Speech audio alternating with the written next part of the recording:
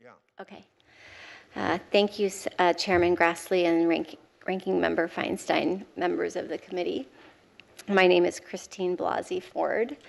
I am a professor of psychology at Palo Alto University and a research psychologist at the Stanford University School of Medicine.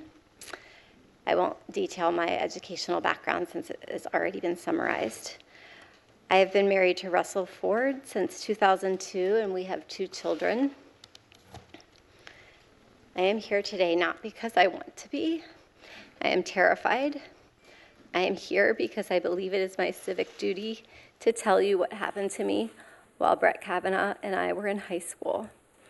I have described the events publicly before. I summarized them in my letter to Ranking Member Feinstein and again in a letter to Chairman Grassley. I understand and appreciate the importance of your hearing from me directly about what happened to me and the impact that it has had on my life and on my family. I grew up in the suburbs of Washington, D.C. I attended the Holton Arms School in Bethesda, Maryland from 1978 to 1984. Holton Arms is an all-girls school that opened in 1901. During my time at the school, girls at Holton Arms frequently met and became friendly with boys from all boys schools in the area, including the Landon School, Georgetown Prep, Gonzaga High School, as well as our country clubs and other places where kids and families socialized. This is how I met Brett Kavanaugh, the boy who sexually assaulted me. During my freshman and sophomore school years, when I was 14 and 15 years old, my group of friends intersected with Brett and his friends for a short period of time. I had been friendly with a classmate of Brett's for a short time during my freshman and sophomore year.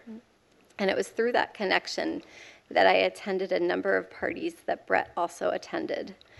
We did not know each other well, but I knew him and he knew me. In the summer of 1982, like most summers, I spent most every day at the Columbia Country Club in Chevy Chase, Maryland, swimming and practicing diving. One evening that summer, after a day of diving at the club, I attended a small gathering at a house in the Bethesda area. There were 4 boys I remember specifically being at the house: Brett Kavanaugh, Mark Judge, a boy named PJ, and one other boy whose name I cannot recall. I also remember my friend Leland attending. I do not remember all of the details of how that gathering came together, but like many that summer, it was almost surely a spur-of-the-moment gathering. I truly wish I could be more helpful with more detailed answers to all of the questions that have and will be asked about how I got to the party and where it took place and so forth. I don't have all the answers, and I don't remember as much as I would like to. But the details about that night that bring me here today are the ones I will never forget.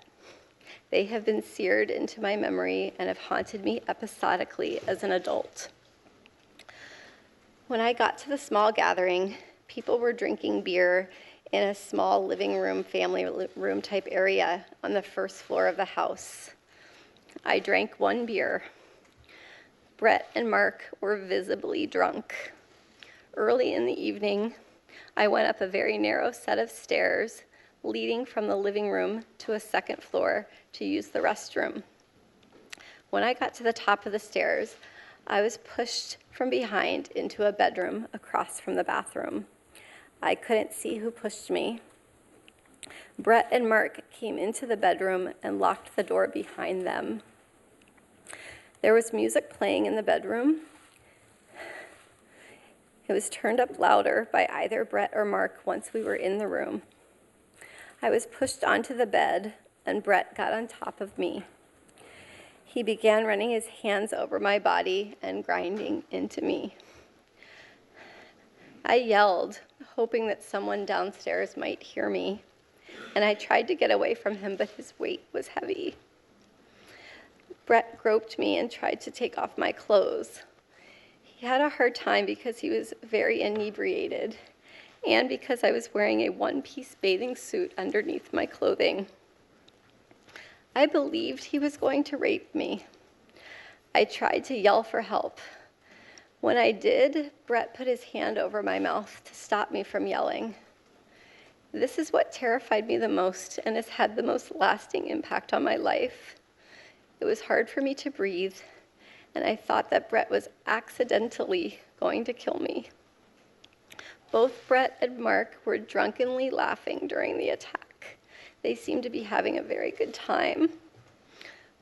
Mark seemed ambivalent, at times urging Brett on, and at times telling him to stop. A couple of times I made eye contact with Mark and thought he might try to help me, but he did not. During this assault, Mark came over and jumped on the bed twice while Brett was on top of me. And the last time that he did this, we toppled over and Brett was no longer on top of me. I was able to get up and run out of the room. Directly across from the bedroom was a small bathroom. I ran inside the bathroom and locked the door.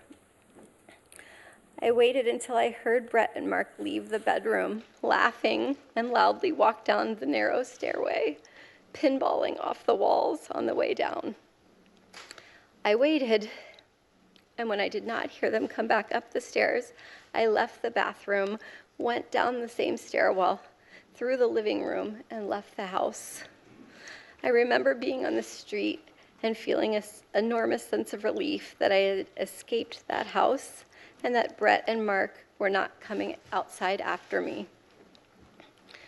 Brett's assault on me drastically altered my life. For a very long time, I was too afraid and ashamed to tell anyone these details. I did not want to tell my parents that I, at age 15, was in a house without any parents present, drinking beer with boys. I convinced myself that because Brett did not rape me, I should just move on and just pretend that it didn't happen. Over the years, I told very, very few friends that I had this traumatic experience. I told my husband before we were married that I had experienced a sexual assault.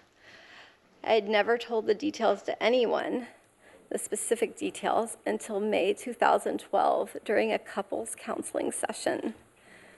The reason this came up in counseling is that my husband and I had completed a very extensive, very long remodel of our home, and I insisted on a second front door, an idea that he and others disagreed with and could not understand. In explaining why I wanted a second front door, I began to describe the assault in detail. I recall saying that the boy who assaulted me could someday be on the U.S. Supreme Court and spoke a bit about his background at an elitist all-boys school in Bethesda, Maryland.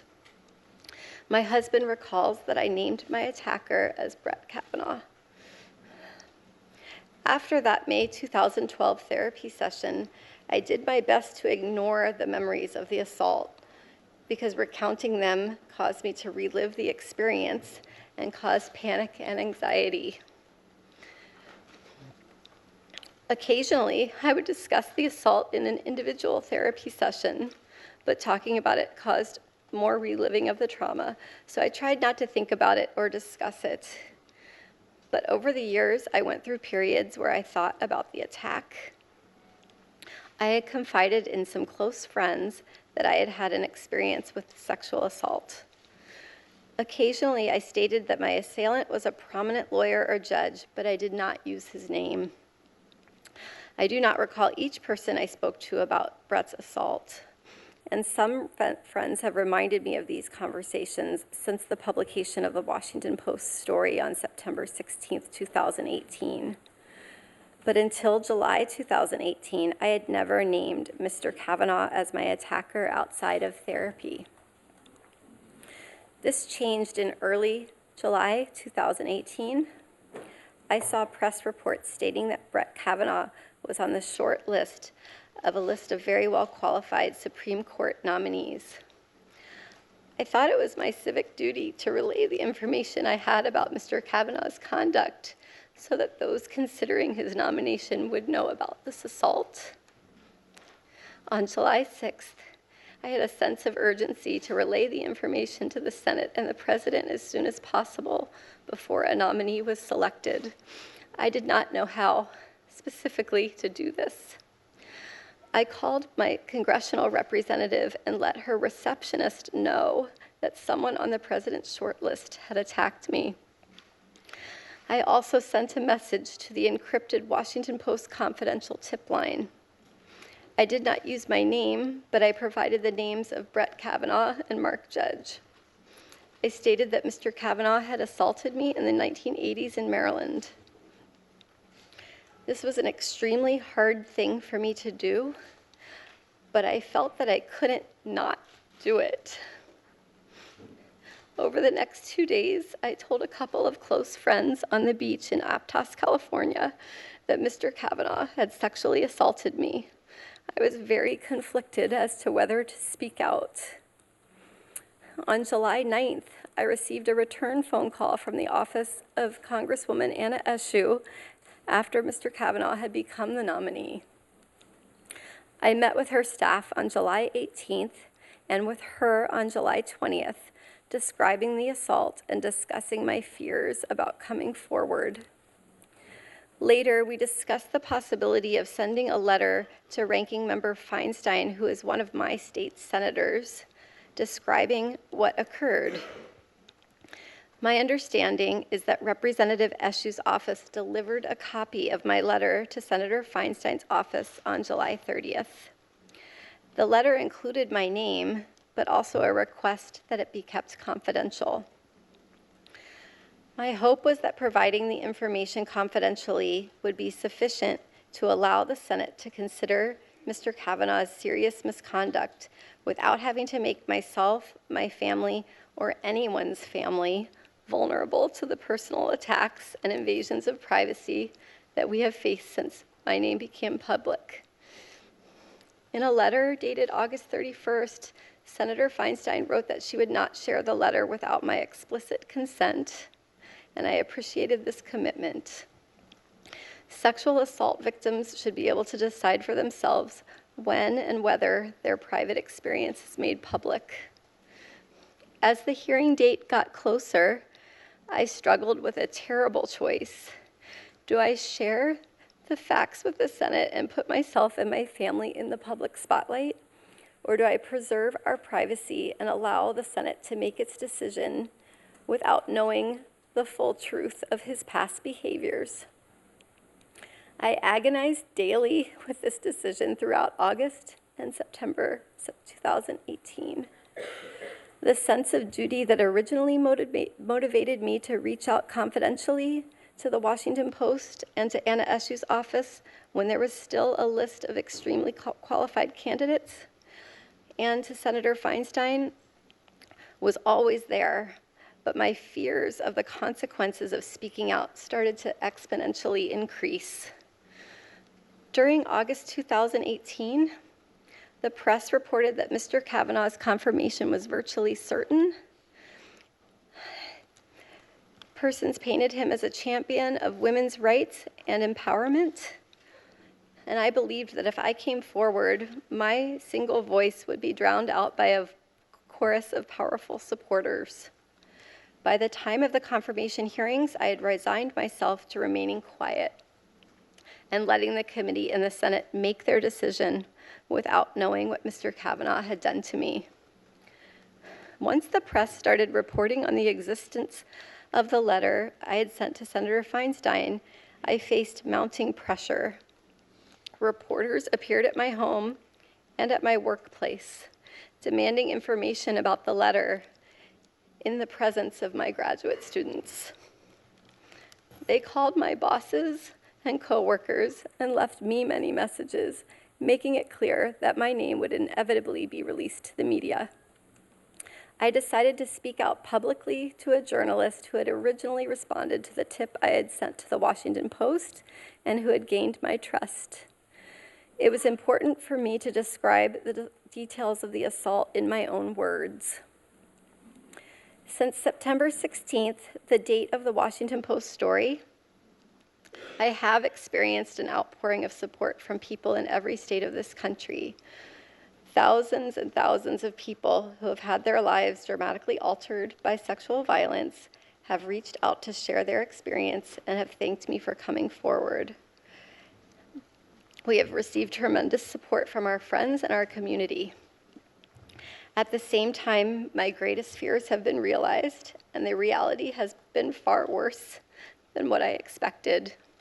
My family and I have been the target of constant harassment and death threats, and I have been called the most vile and hateful names imaginable. These messages, while far fewer than the expressions of support, have been terrifying and have rocked me to my core. People have posted my personal information and that of my parents online on the internet. This has resulted in additional emails, calls, and threats. My family and I were forced to move out of our home. Since September 16th, my family and I have been visiting in various secure locales, at times separated and at times together, with the help of security guards. This past Tuesday evening, my work email was hacked and messages were sent out trying to recant my description of the sexual assault. Apart from the assault itself, these past couple of weeks have been the hardest of my life. I've had to relive this trauma in front of the world, and I've seen my life picked apart by people on television, on Twitter, other social media, other media, and in this body who have never met me or spoken with me. I have been accused of acting out of partisan political motives. Those who say that do not know me. I am an independent person and I am no one's pawn. My motivation in coming forward was to be helpful and to provide facts about how Mr. Kavanaugh's actions have damaged my life so that you could take into a serious consideration as you make your decision about how to proceed. It is not my responsibility to determine whether Mr. Kavanaugh deserves to sit on the Supreme Court. My responsibility is to tell you the truth. I understand that a professional prosecutor has been hired to ask me questions, and I'm committed to doing my very best to answer them. I have never been questioned by a prosecutor, and I will do my best. At the same time, because the committee members will be judging my credibility, I do hope to be able to engage directly with each of you. And at this point, I will do my best to answer your questions and would request some caffeine. A Coke or something? That sounds good. That would be great. Thank you. Thank you very much.